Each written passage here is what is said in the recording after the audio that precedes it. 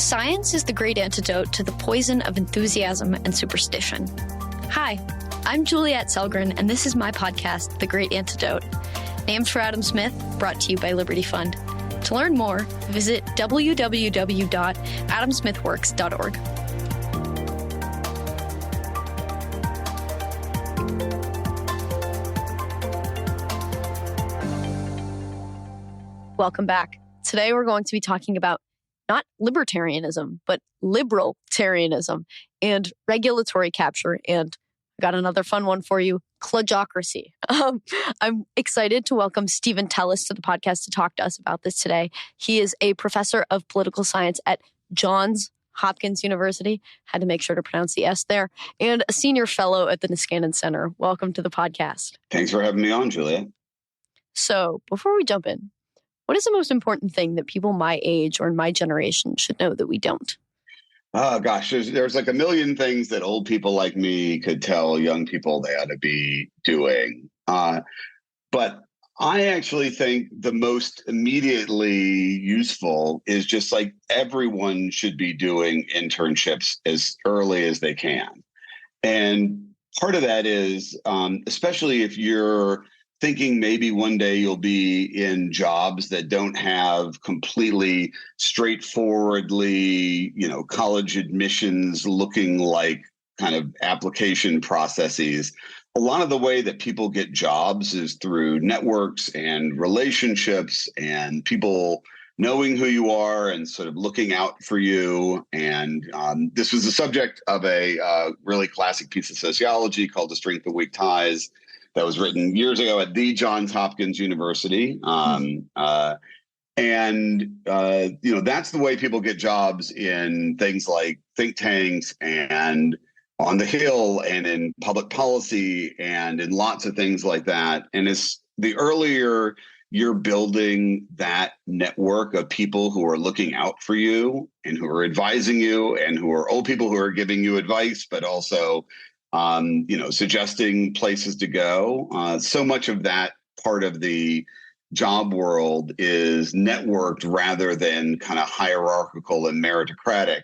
And internships are the best way to build those networks and relationships. And the same thing is actually true even on campus. You should be showing up in your professors' offices. You should be doing that to, intellectually, because you're paying a lot of money and a lot of the value comes from one-on-one relationships.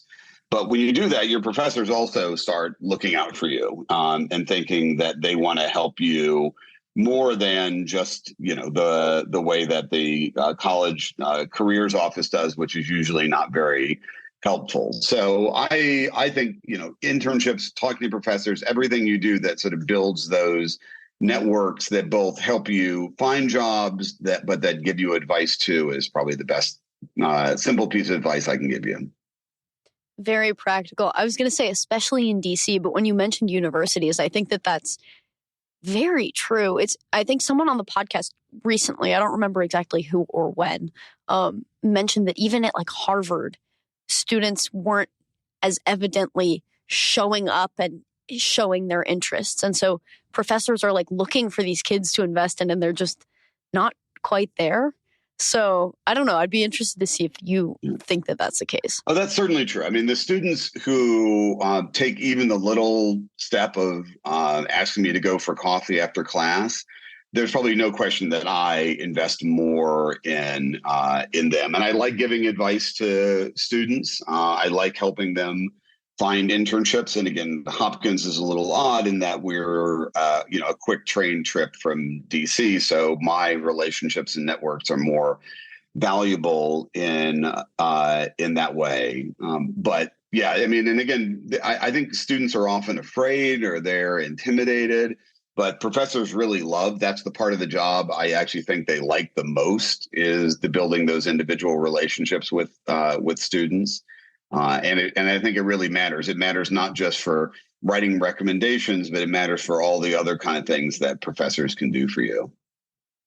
It's funny to me. I guess I grew up around a lot of scholars and thinkers, so I was never super afraid in this way. But meeting students who are also afraid of talking to professors, I'm like, think about it. The two things they do for a living is think and talk, and maybe they write. Yeah. Why on earth would you think that they wouldn't want to talk to you? I just like that's it's like half the job description. Well, I mean, academia is odd in that, I mean, there's a huge percentage of professors whose parents themselves were professors. And I think that's not an accident because, they can imagine what it would be like to be a professor. I think for people who didn't come from that background, it often seems so intimidating and it seems so far away. And, people, have self-doubt and, think that everybody must be smarter than them, which is not true. Whereas, the kids of, what we might think of as the academic equivalent of military brats, often don't have that because they're like, oh, professors are just the people who were over at our house for dinner and who, I played with after school and stuff. So. Yeah, it's also your professor. I tell this to people who are on finals. There's no way your professors got 100% on every single exam they ever took in the subject they teach. If they did, that's crazy. And that's probably 1 in a million, maybe. Okay, well, I was a terrible student. Maybe this gets into the bio part of our conversation, but I had a 2.6 GPA when I applied for college. I was a really atrocious high school student, and then was a better, but then still not, 3.9 student when I was an undergrad at GW. And I don't think I was even like the world's best grad student in my first year or so in grad school. It was only when I didn't have to do stuff I didn't want to do that I started getting better. Whereas my wife, I think of as a kind of a real all-rounder. She was the one who was always good in everything. And whereas I was very much not interested in anything I was not interested in. And so the longer I got into higher education, the more I didn't have to do all that other stuff I didn't want to do. And now you've made it all the way to my podcast. There you go. So this is it. I can hang up my I can hang my spurs up after this. Nah, you got a long way to go. No, I'm kidding. All right. So let's kind of follow along this biographical. Yeah, I guess that's right. Yeah. Path. I first learned of you through a piece you wrote on, quote, kludgocracy. I thought to myself, so this is a guy who likes to invent words. Then I discovered that you also use the word liberaltarian. So you seem to be a fan of the emergent order of language. So I'm laughing to myself about this econ joke that I've made to myself. Let's start with some definitions, I guess. What is a libertarian? How did you come to be a libertarian?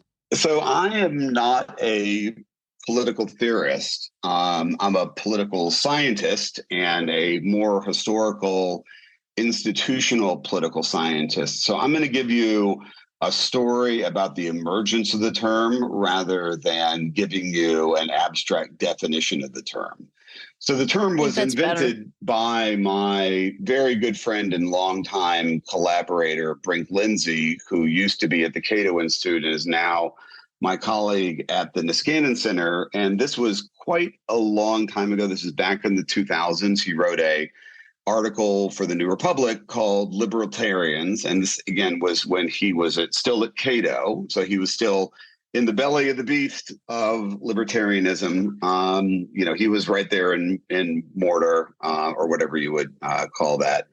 And he was looking around and saying, the libertarian movement was, had been in a kind of strange but uncomfortable coalition by that point with the Republican Party and with conservatism, right? And again, as you would be the first person to know, that was always a very uncomfortable relationship. But most people in libertarian world did think in some ways that they were on something called the right.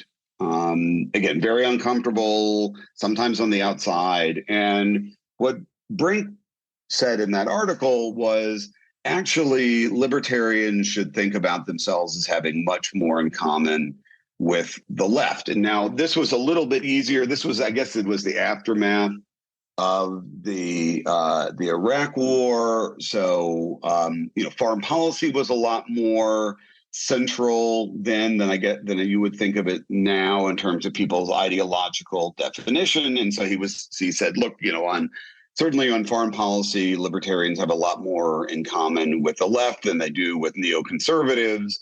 But he said on, matters of personal or sort of sexual freedom, they've got a lot more in common. And he was saying in the period of sort of Clintonism, that they had a lot more in common on, they were increasingly having things more in common on trade and other issues. And so libertarianism, I think initially for Brink was more of a kind of political or coalitional idea. It was the idea that libertarians should just continue to be as libertarian as they always were, but should think about their future coalition partners as being more on the left than on the right. Now, again, this is partially is a story of Brink's own development, and then I kind of join in at one point. Over time, I think Brink just having made that first step, started to realize that on a broader range of issues, he was not as much of a partner in what you might think of as full spectrum libertarianism.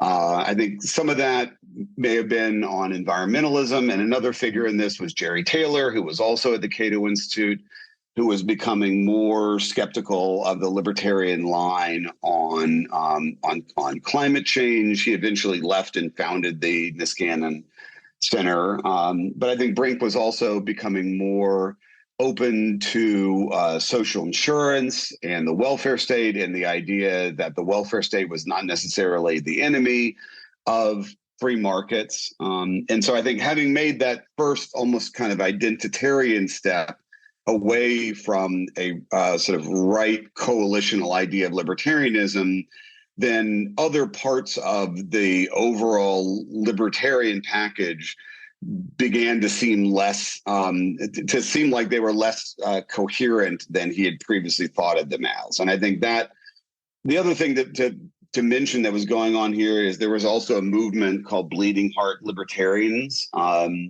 who were trying to think about, in particular, Rawls, for example, Rawls and Hayek or Rawls and Nozick is not necessarily oppositional, but that there are ways to think about kind of libertarian means to egalitarian or Rawlsian ends. So that's a thing that's floating around in the ether at the same time. Now, again, a lot of those people, thought of themselves still as quite libertarian, because their initial move was simply to say, yeah, if you want to, end up having, the kind of Rawlsian framework where you want to have the greatest, wealth or income for the least advantage, well, free markets give you that. So libertarianism is basically the same thing as Rawlsianism when you actually look at it empirically. But I think that was an opening to people starting to think about the ideas of social justice as not being in opposition to at least some of their legacy libertarianism. Now, I joined in with this basically when I moved to DC. I moved to DC in 2007, and I had always been kind of a moderate Democrat, a moderate liberal. I was this gets to biography, but I was a kind of a liberal who was trained by conservatives.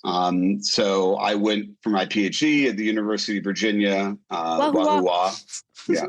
And I studied with really great conservatives, Jim Caesar, Stephen Rhodes, Martha Durthick, who was my dissertation advisor. Wait, I'm Stephen Rhodes' research assistant currently.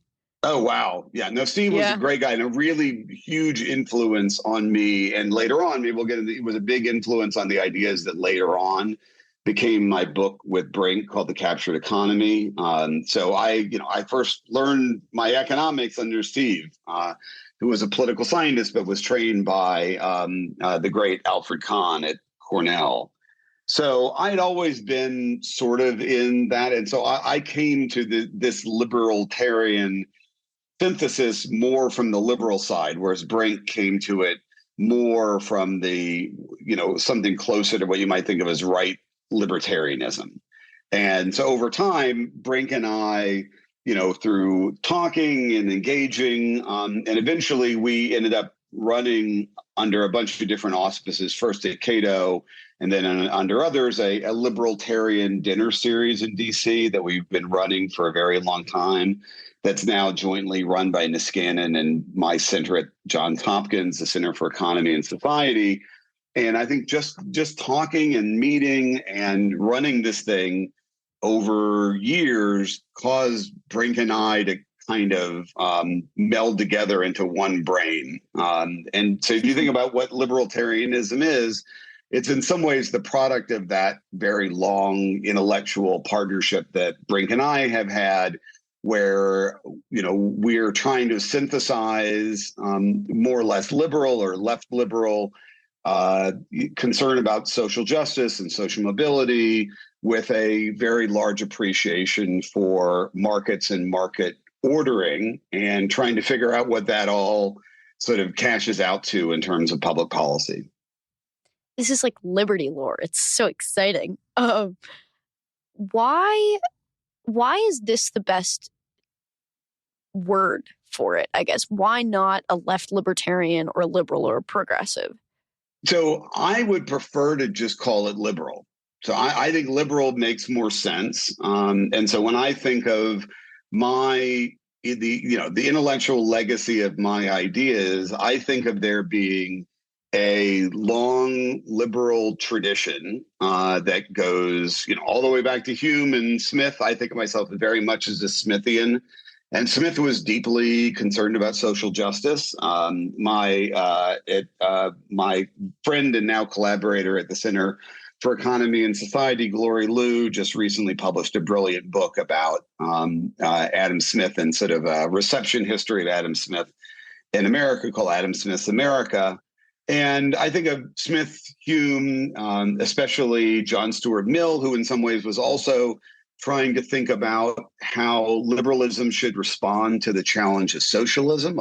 That's a lot of Mill's project, was thinking about that. And I think John Maynard Keynes, in his own way, was also trying to think about how to preserve the liberal project in an era in which many of the institutions, including things like the gold standard and austerity and other things, turned out to be averse to the preservation of liberal institutions. So I think of myself as a liberal, and libertarianism, in a way, one way to think about it is libertarianism was a kind of radicalization of liberalism, right? So the original root is this liberal tradition, and libertarianism is, and again, there's other people who have other genealogies of this, but it's something that kind of radicalizes in various moments. John Tomasi has a new book on this, which maybe you're going to do a podcast on at some point. But I think of it as really a post-war phenomenon or post-New Deal, where a kind of radicalized, in some sense, quite extreme version of liberalism that is much less open to things like social insurance and the welfare state, which I think of as actually highly consistent with liberalism and highly consistent with the preservation of a market order. But it decides that all of that really is impossible, and that you need a purified version. And so that's the tradition that certainly goes back to Ayn Rand. One version of Hayek, although I think of Hayek as very much actually in this more liberal, not so much libertarian tradition. So I have a liberal reading of Hayek as opposed to a libertarian reading of Hayek. But so I think of there really being as three fundamental traditions out there. There's a kind of conservative tradition, there's a liberal tradition, and there's a socialist tradition. And the liberal tradition is not, just a more moderate version of socialism. It's a really distinct tradition. It's got a distinct vision of the welfare state. It's got a distinct tradition about belief in markets, and conservatism, as you would know, is a distinct tradition from liberalism, although there are conservatives who are more liberal conservatives or conservative liberals. But I think of myself as I dislike just liberal. Liberal works perfectly fine for me. It's funny because if you think about libertarian as Brink's prediction, you can kind of see it playing out today with the supply side progressives, which I think is kind of interesting. Yeah. So supply side progressives, I've had a lot I've been very much in that conversation.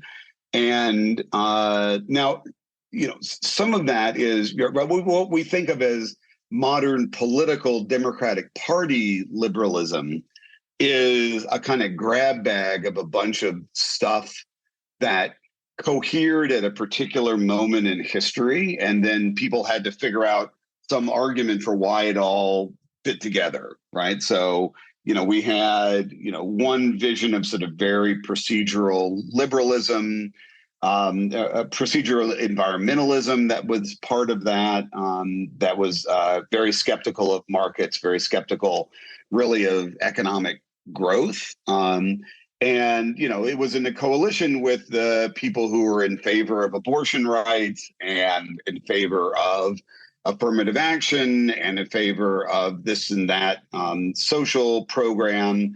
And, the Democratic Party is a kind of coalition or a log roll of all those people who happen to cohere kind of in the 1970s into a new thing called Democratic Party liberalism, which is not the same thing as the liberalism that I'm talking about. So one advantage of libertarianism is it does make it clear that the thing I'm talking about is not the same thing as standard issue Democratic Party liberalism. But I think supply side progressivism at least rhymes with libertarianism, in that we are skeptical of a lot of proceduralism,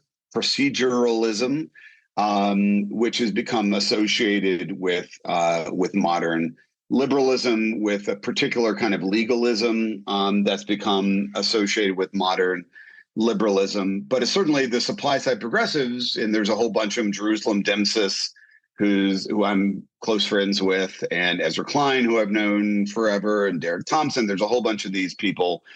A lot of those are basically liberals who, a lot of it is coming from environmentalism, have just recognized that they can't build all the stuff that they want to build in order to deal with climate change through all of the inherited liberal legal proceduralism, and that the things they want to build will require rethinking a lot of the regulatory state that liberals built in the 1970s. And that's one where, again, we're not completely aligned, but there's a really broad range of things that we can talk about. And I'm hoping that eventually people will realize that they're in the same project that we are. Speaking of proceduralism, what on earth is kludocracy? So kludocracy, again, this is another one where I'll tell a story rather than giving an abstract definition. I was, before I was at the Scan Center, I, and very, very appreciative, was a fellow for a few years at the New America Foundation. And I was friends there with Mike Lind, who was one of the founders of the New America Foundation. And he had a project that was coming to an end, and he had a few $1,000s left in the project. And I had, had a few conversations with him about this general idea of complexity and accumulation and the accretion of complexity in government. And Mike said, if you write this up for me, I think within a month, I'll pay you a few $1,000s and clear out this grant. And so I said, okay, well, that sounds like something I'll do. And so I did it. I wrote this as a white paper for New America. And then Yuval Levin, who I had written for before at National Affairs, asked me to turn it into a national affairs essay. And the basic argument of that essay was that across a whole bunch of different dimensions of public policy, regardless of what we're doing in the United States, we tend to do it in the most complicated and hard to understand and indirect way. So one example of this is in healthcare. Right? In Britain, where my wife is from, they have national health insurance, and which is free at the point of care. So there's a lot of complexity behind the screen, but from where the person who's actually getting cared for, they go into a doctor or they go into a hospital and they don't pay anything, right? They just get cared for. In the United States, we have Medicare, Medicaid. We have hospitals that provide free or reduced care. We have employer-provided health insurance. We have HSAs. We have all this complicated set of institutions, and we spend the most in the world for healthcare, and that's largely because we have really 4 or 5 separate systems for providing for health, and all of the edges of them all connect up in complicated ways. Medicaid pays for healthcare for poor people. It also pays for an enormous amount of long-term care for people who've spent down all their assets too. That's because we don't have any system for paying for long-term care. So we've sort of taken some other program and repurposed it for that. But the consequence is that the system, one, it's complicated. Nobody understands it. Second, it's so fractured that nobody can actually exercise cost control. And it has, and because it's so complicated and people are cared for in various different parts, we don't have any solidarity around any particular part of the system, right? And when you think about what Obamacare did, Obamacare took all that and then it added another layer, right? It added all these exchanges, which are now another piece of that complicated system. And, that's what we do on almost everything. And that's partially a consequence of American institutions, that it's really hard to legislate. And it's really hard to get rid of things we've already got. So whenever we try to do anything, we usually layer new things on top of old things rather than getting rid of old things. And when you do that long enough, you end up with a big, complicated kind of mess. And that's what I was describing as kludgocracy. Healthcare is just one dimension of that, but you can see it in all kinds of other areas. What I love about kludgocracy is it just sounds so right. Like you're like, that's just so kludgy. It fits, Yeah. And it was derived from a kludge is a thing from computer programming where people can't go and just start all over again, right? So they add a patch, right? As anybody who used to use Microsoft Windows knew, they kept sending you these patches, which would come and fix some problem that somebody had identified. But then the patch became part of the system, which with often unintended and unpredictable consequences, that then you had to patch the patch, right? And that, patching the patch of the patch is basically a good description of what a lot of American governance looks like. And I often tell people on the right that this is partially a consequence of the separation of powers that conservatives often think of as the way to constrain the growth of government.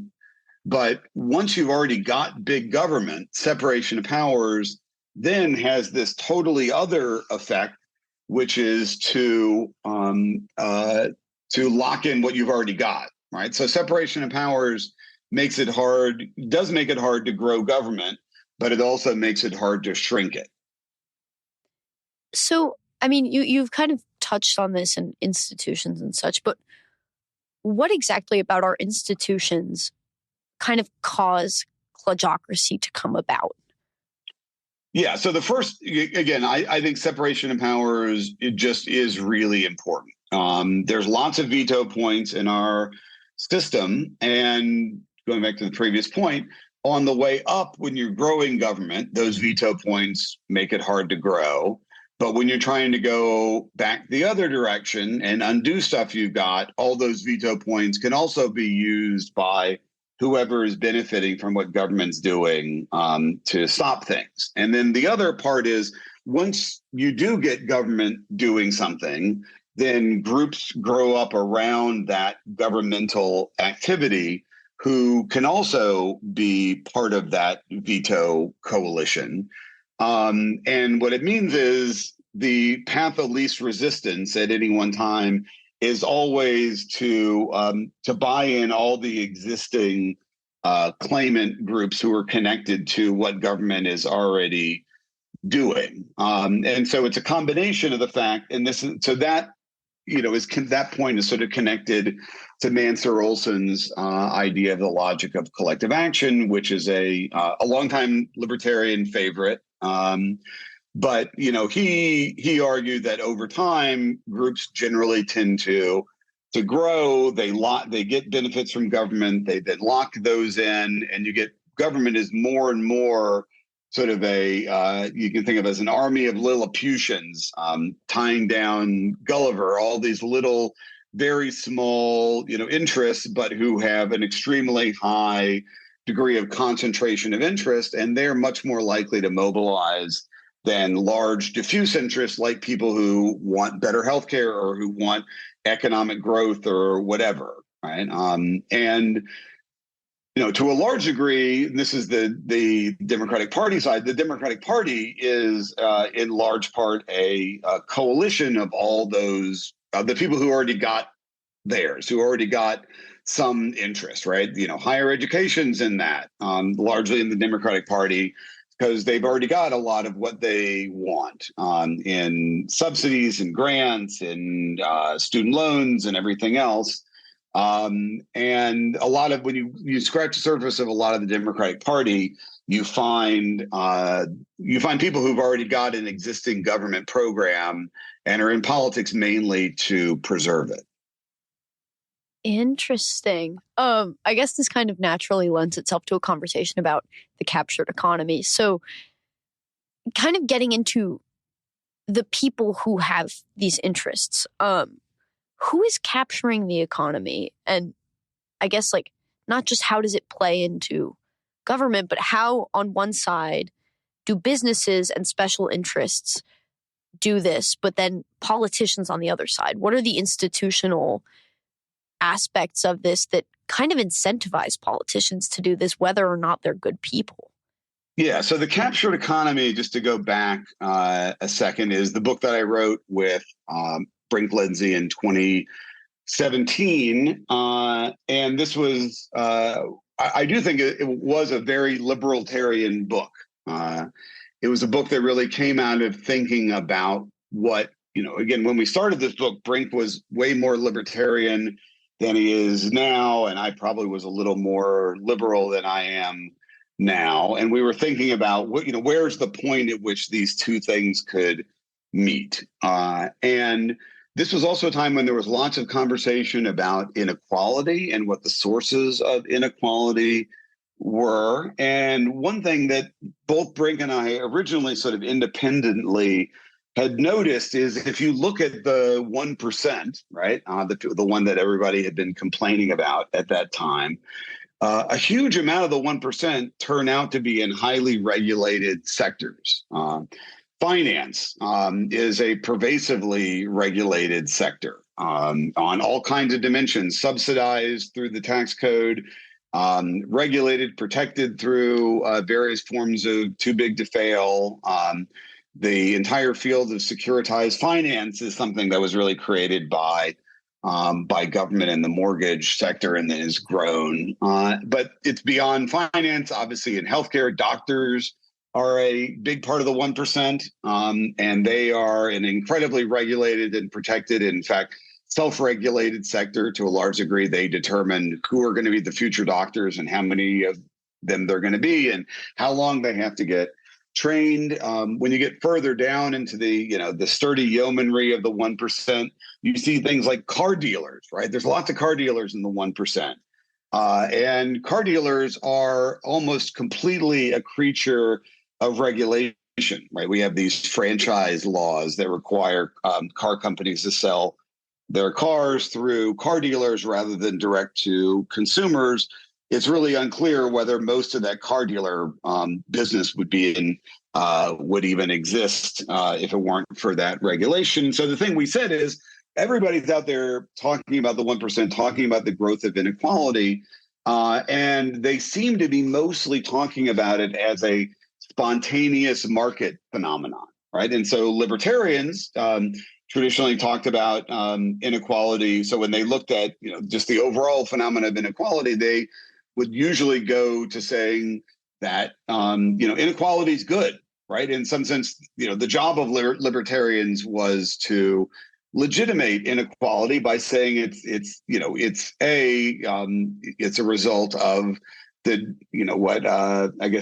Federalists called the diverse faculties of man, right? That people are just naturally different in what they can do. And in a free society, when people act on their diverse faculties of man, they're going to produce different things, and that's good, right? And that's the engine of progress. But I always describe there being this weird conservative paradox, which is on the one hand, especially libertarians, spend all day talking about how mucked up the government is with regulation and protection and everything else. And on the other hand, they're out there saying that inequality is great and defending inequality, right? Well, if there is all this government involvement in the economy, it's impossible to imagine it wouldn't show up in inequality. And that's a lot of what the argument of the captured economy is if you really do care about inequality and the growth of inequality, then government is a particularly important original source of that. So the book was intended to the left to get them to think about regulation in particular as a cause of inequality, not just as a spontaneous market phenomenon, and to the right to get them to be willing to actually take inequality seriously, because inequality also itself has a effect on the degree to which people think that a market ordering is good. And if you're not concerned about inequality, what you're going to find is that's going to produce populism, which almost always ends up turning into people trying to sort of throw a spanner into the works of markets. So that's like the long version of what the captured economy was. And it really was a thoroughly libertarian in the sense we were trying to create a kind of genuine left-right synthesis, which I think in retrospect is just the liberal synthesis. That's really the synthesis that Adam Smith had, right? A lot of Adam Smith is complaining about the various different kinds of existing, yesterday's winners who want to use government to lock in their existing benefits. I know I haven't left a ton of time for solutions, and I'm also clumping these two together. I'm making a kludge here, but it's a question kludge. I think it makes sense though. So I guess, what are your proposed solutions to solve kludgeocracy and also regulatory capture? I mean, I think they could be prevented similarly, or they kind of cause one another, go hand in hand. So what are your thoughts? Yeah, so this is, I think, is also an interesting way to get into one other difference between liberaltarianism and libertarianism. And that's that one, there's a strain, it's not the only strain in libertarianism that's pretty skeptical of democracy, that thinks that the liberal order and the market order is great, but that it's always threatened by democracy itself. And in the book, we admit that in some ways the Olsonian problem, the problem that government is going to get captured by small concentrated interest, really is a bug in the democratic order. The democratic order is a majoritarian order, but this problem does not get created primarily by majoritarianism. And we talk about this as a deliberative problem, that a lot of the ways that small concentrated groups are able to capture government, that represents a deliberative breakdown, a breakdown where all the information, all the attention is on one side and almost nothing's on the other. So an example I love using is state dental boards. And in most every state, the dental profession, the profession of dentistry, is governed by a state dental board, who's given an enormous amount of authority and autonomy and discretion by state government.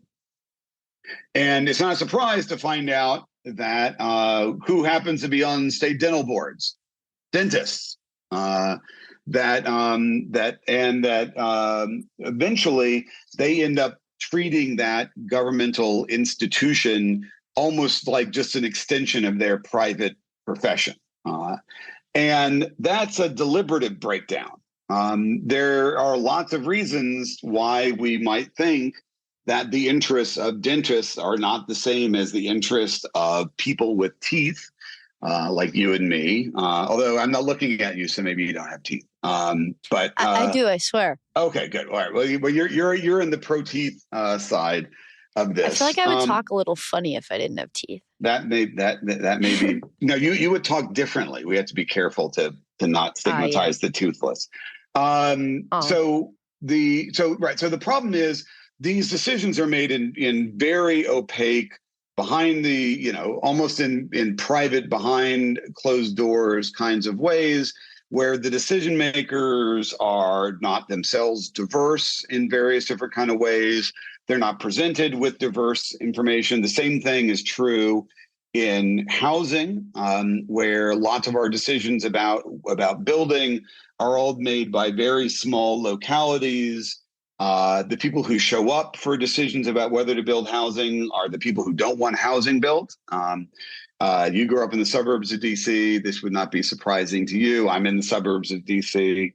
And so you get a deliberative problem, which is that all the information is coming from one side and very little is coming from the other, which is much broader, and it is, in fact, the real majority. And so in the book, we talk about various ways that you can try and solve or at least ameliorate this problem, which really is a problem at the root of democracy itself. One of those is by subsidizing participation.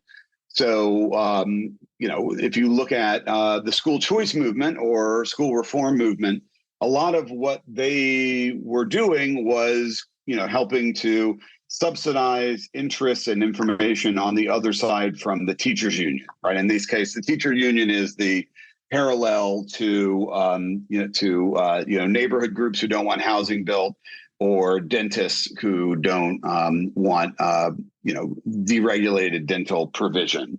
And so what they did is they went and helped create a network of pro-school reform organizations, national think tanks, magazines, all this stuff that could provide legislators with different information, right? The information that was not the same as that was being provided by the teachers union. So I think that's one thing is creating more diverse sources of information and participation. The YIMBY movement and housing is a good example of this, right? The Yes in My Backyard movement of people who are now increasingly showing up at local zoning board meetings and things, and telling people that there's more than just the opinion of the people who don't want housing built. The other thing is change in venue. When you have decisions made in very small, opaque, behind the scenes ways, it's not surprising that you get deliberative breakdown in California. They're moving a lot of these housing decisions from very small, tiny localities and bring them up to the state level. And when you, as Madison said, when you extend the sphere, you take in a broader group of interests. And that's exactly what's happening in California. The interests of renters and people who want more housing are now being valued much more strongly because the locus of decision making is increasingly at the state level. So those are a couple. And then the final thing, which I think is where we are a little bit more old school libertarianism. In the book we have in the Captured Economy, one of our subheadings is what we call egalitarian Lochnerism, which is a term that might make sense to you from being in the business, but wouldn't for others. But Lochnerism was this tradition in the early 20th century of where the Supreme Court was reading very narrowly the sort of economic liberty provisions in the Constitution and striking down a lot of governmental regulation. And we argue in the book that especially if you think about a lot of these kind of protectionist regulation, that a lot of them really should be looked at more carefully by courts, and that the standard of justification for these forms of regulation, we shouldn't just assume that they represent the public interest, because this phenomenon of sort of Olsonian concentrated interest capture probably explains where they came from more than that they came from a kind of unified democratic public will. Thank you so much for taking the time to come on my podcast. I wish we could talk about this and so much more, even more, but we are running low on time. So I have one last question for you. Okay. What is one thing that you believed at one time in your life that you later changed your position on, and why?